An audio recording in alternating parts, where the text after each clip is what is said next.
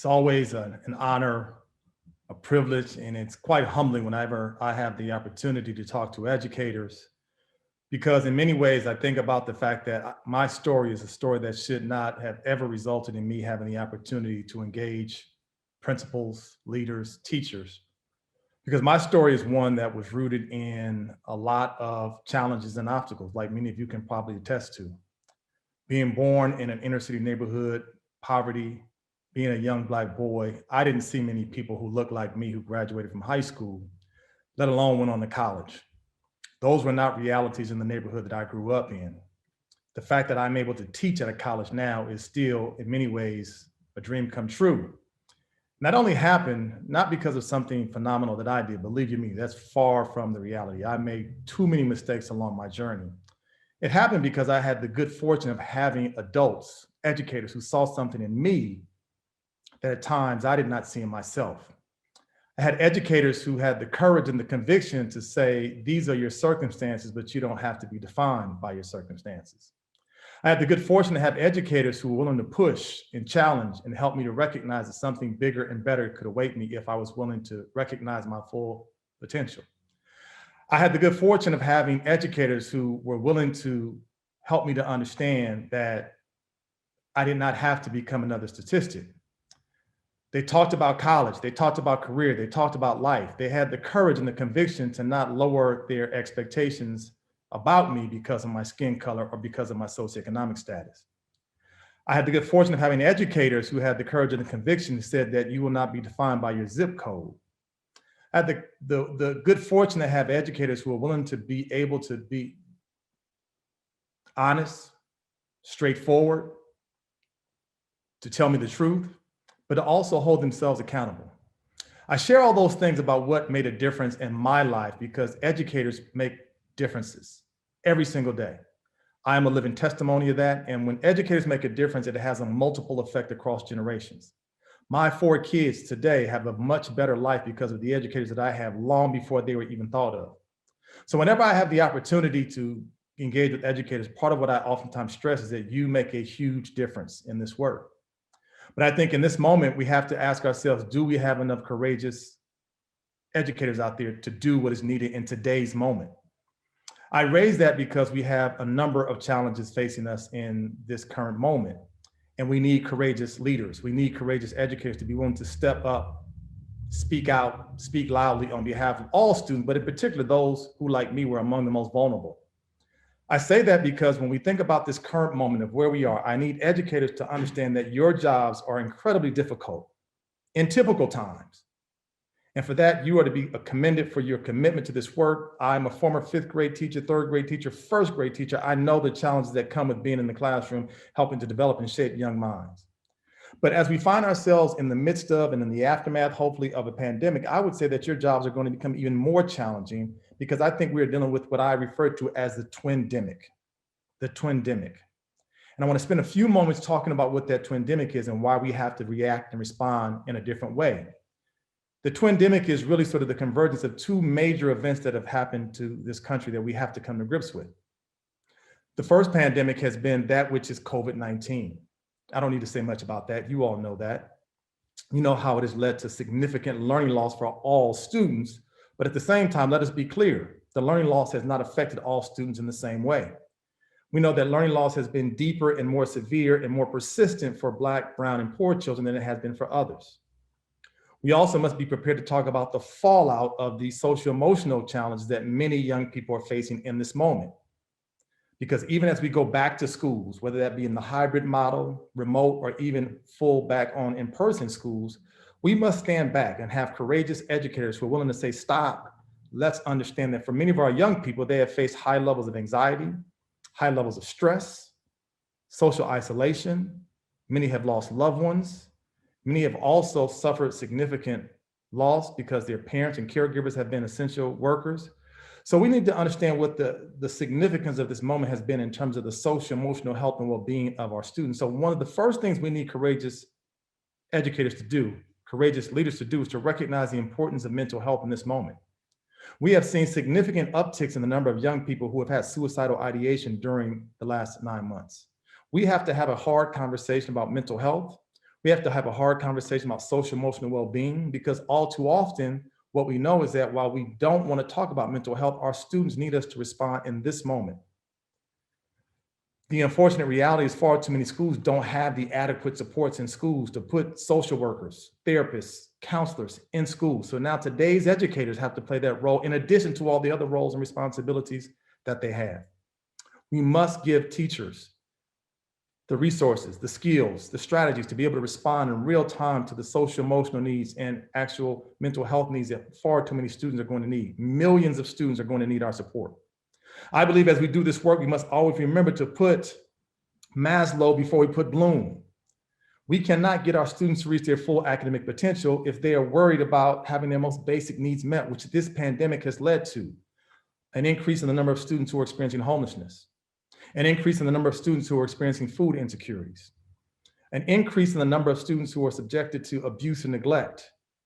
We have to recognize that students can focus on memory, analyzing, synthesizing content when I don't know where I'm going to sleep at night.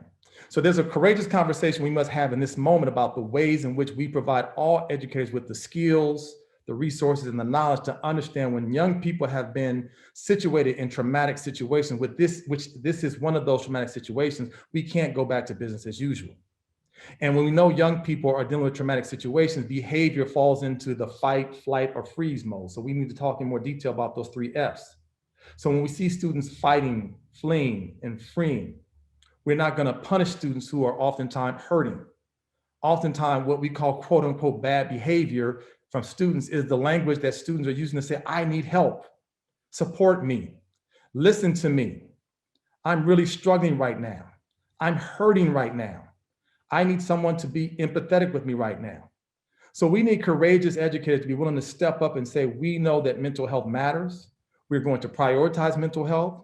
When we see students behave in certain ways, we're not going to pathologize those students, but we're going to bring those students in and give them the love and the support and the attention and the care and the resources that they so desperately deserve and need. So that's why this first pandemic we have to tackle is all the aftermath of COVID-19. Not just the learning loss, but also the social, emotional health and well-being. Because we know that in this country, mental health has always been a taboo topic. We have to destigmatize mental health and tell our young people that it's not a sign of weakness to say that you need help and support. It's a sign of strength to say that I need help and support. We have to model it ourselves as educators to tell young people that we have our own moments where we feel depressed, where we suffer from anxiety. This is the conversation we have to be courageous enough to have, is that in this moment, our students need something different. We cannot go back to business as usual because we have not been through business as usual. We have to establish a new norm.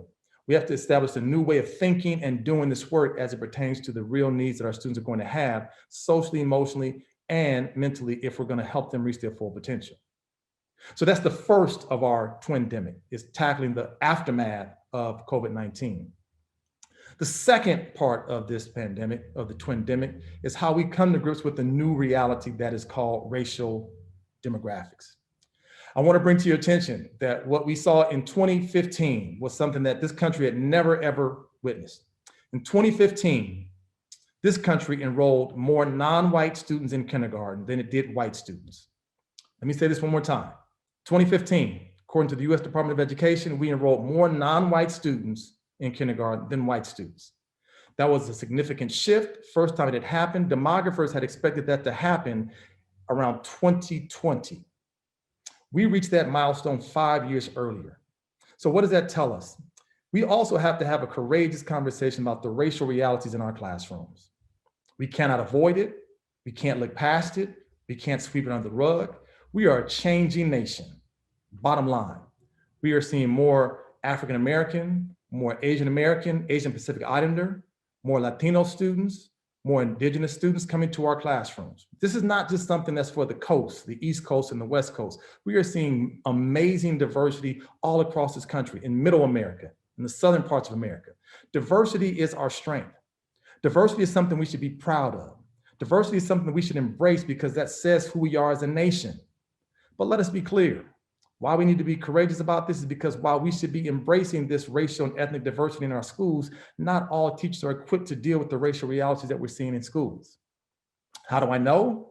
Because as we see our student population becoming more racially and ethnically diverse, our teaching population is doing just the opposite. It's becoming more racially homogenous. Again, according to the US Department of Education, about 85% of all classroom teachers are white, and about half of those teachers have had minimal experience working with students of color. So we have a racial divide we've got to address. We must help all teachers, but in particular, since 85% of our classroom teachers are white, to acquire the knowledge, skills, and strategies to work with diverse learners, to work with students who come from different racial and ethnic backgrounds, to work with students who come from different cultural and language backgrounds. We cannot act as if this is not a reality. Far too many states in this country, Middle America, Iowa, Nebraska, Kansas, Missouri, Kentucky, states that did not have to think about racial and ethnic diversity for years are now having to come to grips with a new reality. I need you to also understand this: in 2032, that's merely 12 years from now, students who are starting school this year, by the time they finish high school, this nation will see the majority of its students. I want you to be clear about this. The majority of its students will be non-white.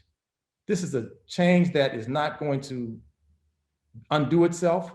We must develop a racial awareness, cultural competence around the very students that we are serving today. What we can no longer do, educators, and this oftentimes is what makes lots of people very uncomfortable, we can no longer say, well, I'm going to take a colorblind approach and say, I don't see color, I see only children. That is part and parcel of the problem. We can no longer do that. We can no longer act as if people's racial identities don't matter, because they do. And to tell students that their racial identity does not matter says basically you don't matter. A core part of who you are, I'm going to try to render invisible. That's not going to get it. We have to be bold enough, courageous enough to begin to ask ourselves some hard questions, to talk about how we can reflect on our own racial attitudes, our own racial biases, which we all have. Because if we don't check them, they will inform the way we engage with our students. We must come to grips with the fact that we have a racial divide, but I want to be clear.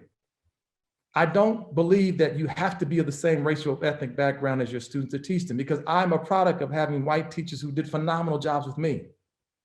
There are white teachers who do phenomenal work with teachers every day in this country, and they do it because they take time out to listen and learn from students. They check their own racial beliefs and attitudes. They reflect on their behaviors, and they make sure they hold those students to the highest of expectations, regardless of their racial background. That's what we need to do. If this is going to happen, we start having courageous conversations about race. We have to. We can't run from it. We are one of the most racially diverse countries on the entire planet, yet we don't want to have conversations about race. If we don't want to have these conversations, shame on us. So it's going to require leaders to start these conversations, leaders to sustain these conversations. And this is not about blaming folks or pointing fingers. This is about bringing folks in to help them to understand this is a conversation we have to have. So if we're going to do this work the right way moving forward, we must come to grips with our new reality, which is our racial diversity, our strength. We must talk about the 3 R's, not reading, writing, and arithmetic, but 3 different R's: racism, relationships, and rigor. Because let's be clear, racism exists in our society. What we saw over the summer and spring was a massive uprising of people saying that, you know what, we must fight to end systemic racism. We must talk about racism in schools because it happens. We must talk about racism in classrooms because it happens. Let's not act as if issues around racism don't happen, because they do. We see examples of it every single day with regard to school punishment, school discipline, suspensions, expulsions that have a disproportionate impact on students of color. These are conversations we must have, and they can't just be one-offs. They must be ongoing, sustained conversations. So we must talk about racism. That second R we must talk about is we must talk about relationships, because they matter. One of the ways to bridge the gap across racial divide is to begin to know who students are, to listen to students, to learn from students, to share of ourselves so that students begin to see who we are and we humanize ourselves. Relationships are a key part to how we begin to make sure that we connect with students regardless of their racial ethnic backgrounds. We have an increase in students who are going to speak languages other than English. We have an increase of students who will be either immigrants themselves or the children of immigrants. That means we have to learn. That means we have to grow. That means we have to take the time out to learn who our students are and not assume that their experiences are the same as ours and vice versa. And then that third R we must be prepared to engage in is rigor, because one of the ways I think that 21st century forms of racism manifest themselves in school is with low expectations and with poor instructional quality. And there are children of color who are more likely to receive that poor instructional quality beyond anyone else. So how do we make sure that all students, but in particular those students who are poor and students of color, have access to rigorous complex, thought-provoking types of curriculum in every situation that they're in. So this is where we have to have the courageous conversation to make sure that this work is about recognizing race, celebrating our racial differences, embracing the racial realities that our students bring to the classroom, teachers being better, all teachers, not just white teachers. Teachers of color also have to do this work. But also, how do we engage parents and caregivers in this work so that they don't feel like they're on the outside looking in? We have to address the cultural disconnects that occur in many of our classrooms, because I think we have well-intentioned teachers, well-intentioned leaders who just culturally don't know how to connect with the students and the families that they are serving. So this is a hard and a heavy lift, but it's a lift that we have to do. It's a hard and heavy lift because our students need it in this moment. It's a hard and heavy lift because it requires people who are willing to be courageous, people who are willing to be honest, straightforward, and to recognize that we all mess up in this work. But the bottom line is not to just wallow about our mistakes. It's about getting up and coming back again to show up for our students. I take this work personal because it was me. My life is fundamentally different because those teachers were not afraid to be courageous. They were not afraid to be bold. They were not afraid to push me and others who look like me to say, you can be whatever you put your mind to. So I maintain in this moment, we have an opportunity for a reset to reimagine the way that schools look, the way that schools feel, the way that young people engage in schools. So I ask you to do these last three things: to know that we can be better, to care enough for every child because those children need our love and attention more than ever before, and to act boldly, to act courageously, and to act with conviction in everything that we do every single day. Our students deserve nothing short of our 110% effort every single day. So I thank you for listening. I thank you for teaching. I thank you for leading. I thank you for loving the very young people who we say are our most cherished possession. We have got to roll our sleeves up, do this work well. We will be more than satisfied with the fruits of our labor if we do this the right way. Thank you so much.